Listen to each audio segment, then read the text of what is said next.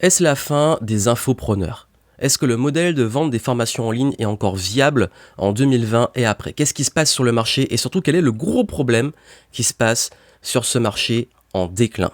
Je vais vous en parler ici et le but n'est pas de créer une polémique, c'est de vous donner justement des éléments concrets et surtout une vision de ce que va être le marché des formations en ligne dans les prochaines années. Que vous soyez à vendre des formations en ligne, que vous souhaitiez vous lancer dedans ou simplement que vous souhaitiez justement vous rester informé sur ce qui peut être une évolution du marché dans lequel vous êtes. Et même en tant que consommateur de formation, qu'est-ce qui va se passer? Bienvenue ici, Johan Nanking, dans ce podcast. On va parler justement des formations en ligne, de l'infoprenariat et de l'évolution de ce marché et par quoi peut-être ça va être remplacé ou comment ça va évoluer. Déjà, il faut comprendre les faits. Les faits, c'est que ce milieu est arrivé, on va dire, dans la fin des années avant 2010, donc fin des années 2000, entre 2005 pour vraiment les plus gros pionniers, mais surtout entre 2007, 2008 et 2010, qui est arrivé ce qu'on appelle les infopreneurs, qui a été démocratisé par Christian Godefroy à l'époque. Et infopreneur, c'est quoi? C'est vendre de l'information.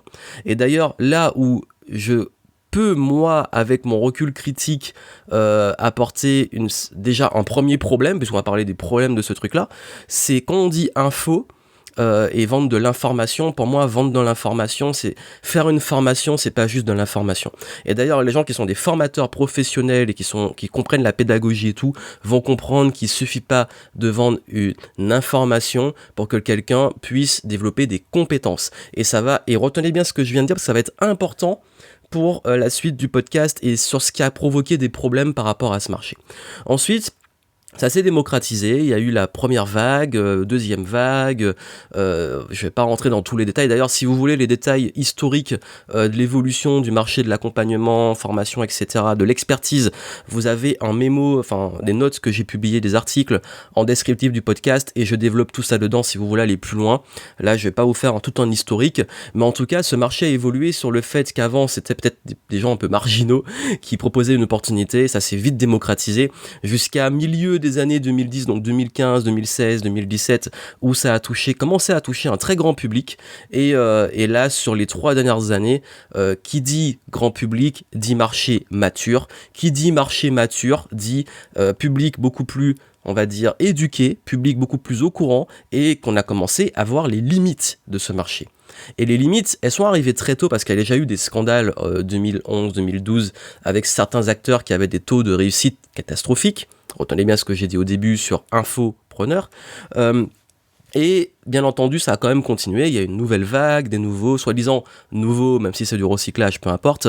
Et ce qui s'est passé, c'est qu'une fois que le marché est devenu mature, il y a eu des clans de personnes qui disaient en fait non, c'est très bien, c'est génial, j'appartiens à un nouveau mouvement, etc. Le clan des gens déçus qui se disent je me suis fait arnaquer, il y avait rien dans la formation, j'ai pas avancé. Le clan des peut-être leaders, enfin qui est devenu un peu nouveau problème, un certain entre-soi, pour ne pas dire consanguinité, où tout le monde s'envoie les mêmes listes. Bon, au bout d'un moment, ça tourne en rond, et tout le monde commence à avoir les mêmes clients. Et là, en fait, quelque part, si on reste dans la micro-niche des infopreneurs, ça a forcément saturé. Il y a eu une saturation.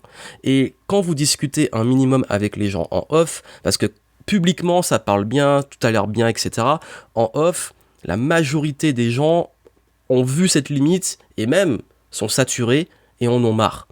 Et ça, c'est une réalité dont on ne parle pas publiquement, mais qui est en off.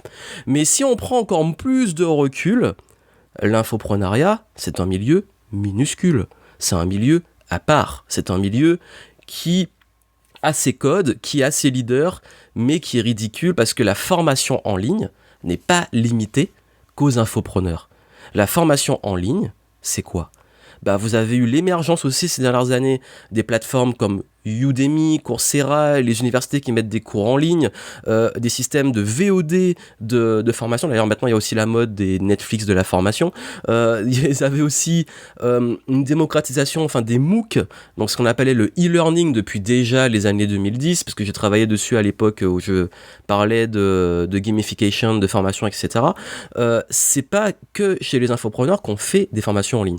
C'est juste que l'infoprenariat a démocratisé le fait que n'importe qui, sous prétexte qu'il est expert ou pas, peut devenir formateur en ligne et gagner de l'argent avec.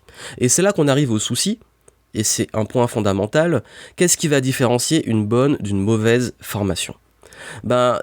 C'est simplement la capacité pédagogique de quelqu'un à transmettre une information et également à former des personnes. Parce que c'est là le souci, c'est que la formation en ligne, pour être très honnête, je pense que ça peut convenir parfaitement à des gens qui sont autodidactes. Des personnes qui sont autodidactes. Ce qui veut dire que c'est même pas un débat sur est-ce qu'on peut trouver de l'information, la même information gratuitement ou payante, c'est pas ça le sujet. Le réel sujet de fond, c'est est-ce que justement dans cette information payante qu'on va prendre, là je parle de formation payante, tout sera fait pour qu'on puisse avancer. Et il y a une réalité, c'est que tout le monde, et c'est ok, c'est juste qu'on n'a pas tous les mêmes façons d'apprendre, tout le monde n'est pas autodidacte. Tout le monde ne peut pas se discipliner à se mettre derrière un écran, à suivre des vidéos et à appliquer. Tout le monde ne peut pas, dès qu'il prend une information, la transformer en pratique et en compétence. Parfois, pour assurer une vraie formation et comment la formation est encadrée, notamment dans tout ce qui est les trucs officiels qui évoluent, où c'est un gros bordel en ce moment, c'est qu'il y a des critères, il y a des évaluations, il y a des façons d'être sûr que les personnes qui ont été formées ont vraiment, un, compris et deux, développé des réelles compétences. Et ça, je pense ça a été un peu oublié, et c'est ce qui fait que beaucoup sont peut-être très bons dans ce qu'ils font, sont peut-être experts, mais ont proposé des formations où la façon de transmettre n'était pas forcément la bonne, et les plaintes qu'ont la plupart des participants, c'est que il y a trop d'informations, c'est indigeste, ou c'est trop complexe, ou il n'y a pas de suivi, il n'y a pas d'accompagnement, et tout le monde a vu cette limite. Et chez les gros du marché qu'on ratissait très large, je ne suis pas là pour leur tirer dessus, parce que s'il y en a tellement, et c'est tellement de cas différents, mais ce qui revient le plus, c'est que justement, l'aspect pédagogique ou même andragogique selon, parce que c'est plus les adultes, n'est pas forcément adapté. Ça veut dire que là, il y a un réel souci, en fait, un souci de transmission de savoir. Et ce souci a provoqué le fait que ça a eu une sale image. Mais c'est pas le seul souci. Ça a eu une sale image parce qu'il y a eu beaucoup de retours négatifs de personnes qui se sont dit, on m'a promis quelque chose et j'ai pas eu ces résultats. Mais justement, on m'a promis quelque chose. Et là, on tombe sur les promesses. Et là où ça a été complètement décrédibilisé, c'est le marketing. Un marketing qui est basé sur parfois vendre du rêve, mais le problème, c'est pas forcément de vendre du rêve, c'est d'assurer de délivrer les moyens pour atteindre ce rêve. Quand on utilise des leviers sur le fait de gagner de l'argent, de la liberté, etc., c'est pas réellement un souci, puisque certains y arrivent et c'est réellement possible. Le problème, c'est où sont les limites de la promesse ? La vitesse de la promesse, le fait de promettre sans effort, facilement, rapidement, etc. Le fait aussi de toucher des personnes qui sont parfois en fragilité. Le fait aussi de pouvoir finalement se rendre compte que parfois ce qui est distillé dedans est obsolète ou il manque des éléments pour vraiment y arriver. Donc tout ce combo-là fait qu'il y a un marketing qui est généralement assez agressif et qui peut être vu comme parfois des arnaques à tort ou à raison, et que derrière, la délivrabilité n'est pas toujours à la hauteur. Ce qui fait que quand vous avez ce combo des éléments, forcément, une fois que vous sortez de l'écosystème infopreneur, les gens qui le voient de l'extérieur se disent « Oula, mais c'est quoi ce truc ? J'ai l'impression de voir des pubs qu'on voit devenez riche en 3 jours, et il y a vraiment ça chez les infopreneurs aussi. Mais pourquoi il y a ça en fait ? Parce que ça marche. Parce que c'est une façon facile justement de gagner de l'argent. Ça a toujours existé, on n'a pas attendu les infopreneurs pour que ça existe. Même à l'époque, désolé de l'avouer, où je téléchargeais parfois illégalement quand j'étais ado des séries et des films, je me tombais sur des pubs, notamment à l'époque de Megupload. Je vais me faire choper. Non, c'était il y a longtemps. Maintenant, je paye de la VOD. Qu'on n'avait pas forcément les moyens pour ça. Bref, parenthèse, sur les sites comme ça, où je tapais des pubs, comment générer 3000 € en investissant sur je sais pas quoi, des trucs complètement chelous.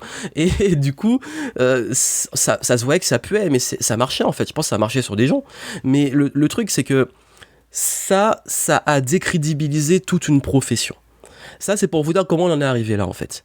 Il y a un autre souci aussi, c'est peut-être le trop entre soi et la fermeture. C'est que tout le monde suit les mêmes gourous, les listes tournent entre elles, etc.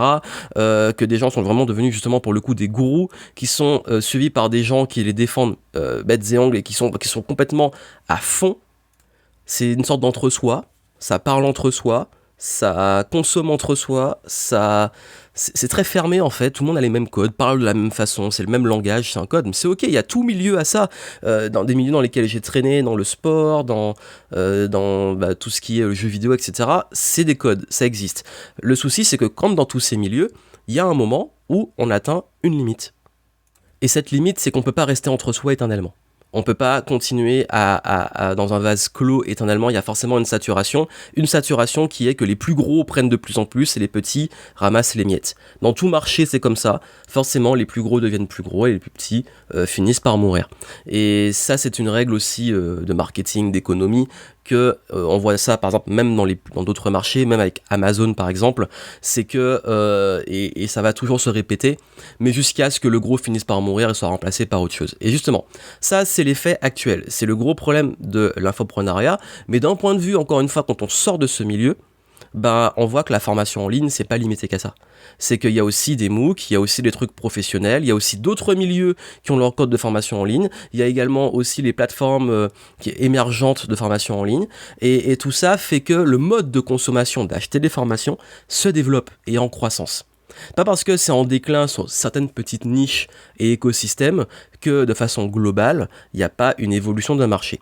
Et cette évolution fait que là où avant, en fait, c'était un peu quelque chose à part, maintenant, les personnes sont prêtes à acheter, en termes d'habitude d'achat, à acheter des formations parfois très spécialisées, mettre le prix, c'est même plus une question de prix, c'est une question de consommation très souvent plus spécifique, aller prendre parfois sur une place de marché, une formation spécifique sur un besoin qu'on a, par curiosité, dans certaines niches, parfois plus globales, mais peu importe, il y a plein de domaines dans la programmation, dans même l'apprentissage, on a vu la plateforme masterclass.com aux USA avec des artistes et des entrepreneurs, etc., qui partagent du contenu, il y a plein de trucs comme ça qui émergent, parce que les gens sont prêts maintenant à investir en eux.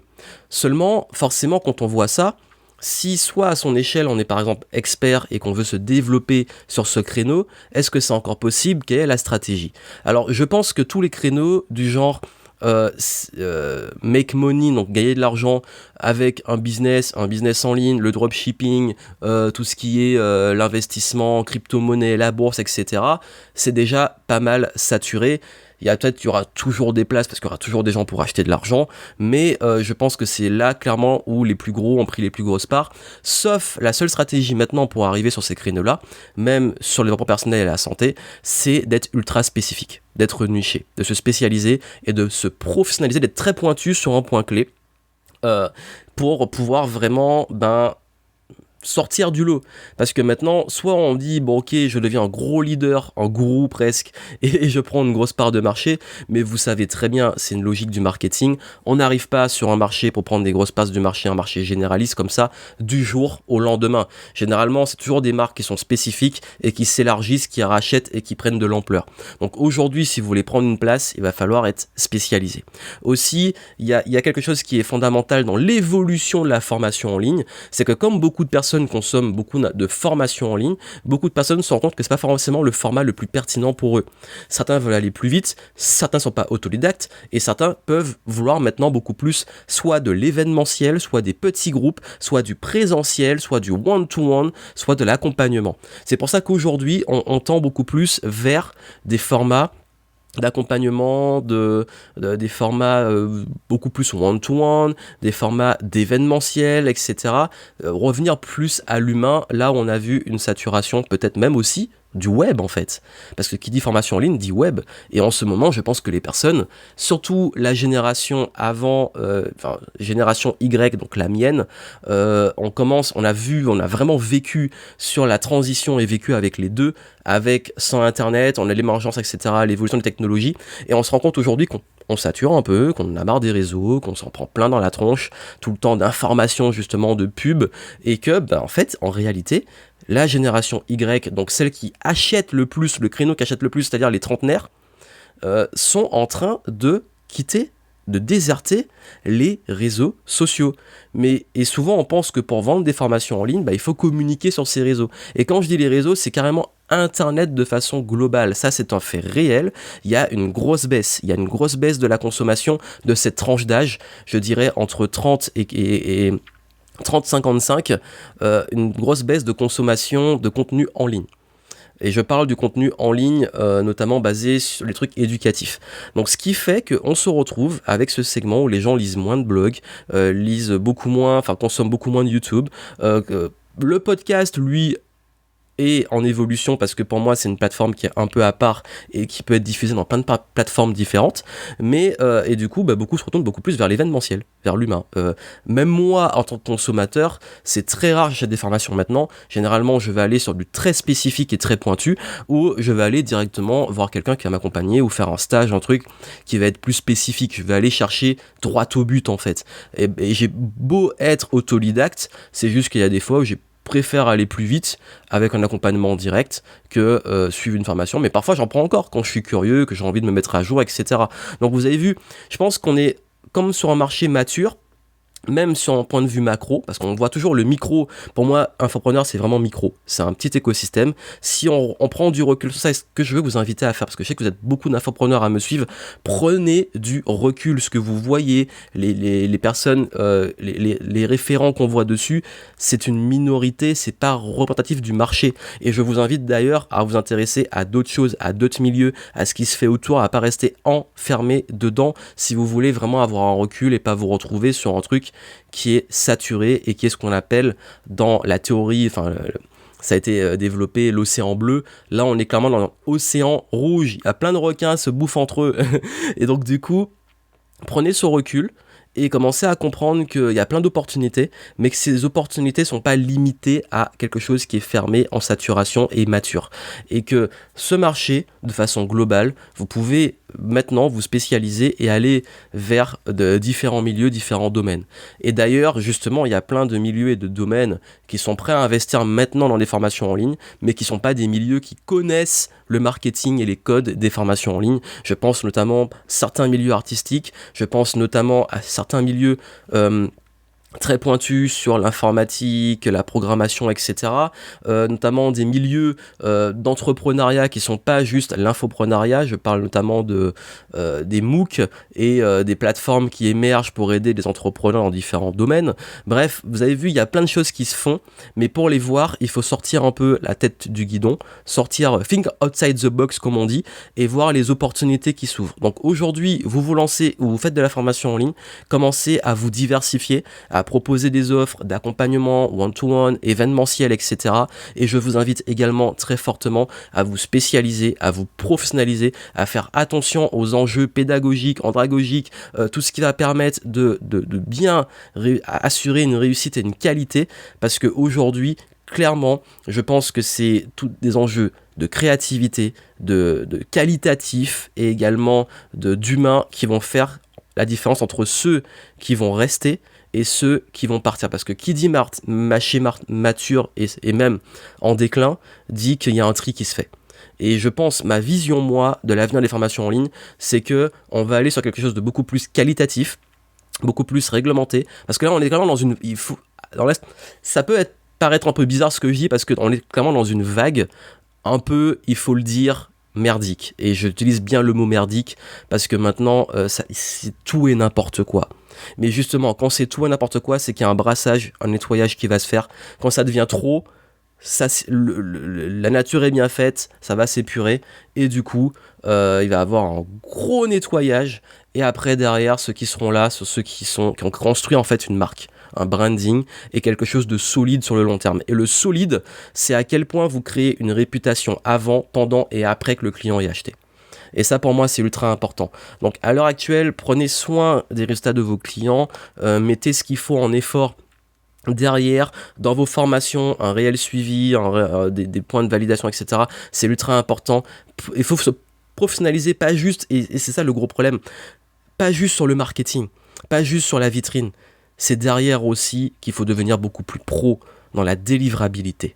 Et c'est ce que je vous souhaite, et je vous souhaite plein de succès. Et si vous voulez qu'on en parle, qu'on en discute, et que justement aller dans ce sens, vous pouvez me contacter via les notes du podcast. Donc voilà, ça peut être pertinent pour des personnes que vous connaissez ou pour l'écosystème dans lequel vous êtes. Partagez ce podcast. Je vais peut-être aller beaucoup plus vers des éléments, peut-être je ferai un article dessus avec les sources, etc., les chiffres plus concrets, parce que là c'est un peu plus spontané de ce que je sais, de ce que je vois et ce que j'anticipe en termes de vision, mais ça peut vous intéresser, je ferai un article plus développé dessus. Et moi, ce que je vous souhaite, c'est plein de succès. À très bientôt.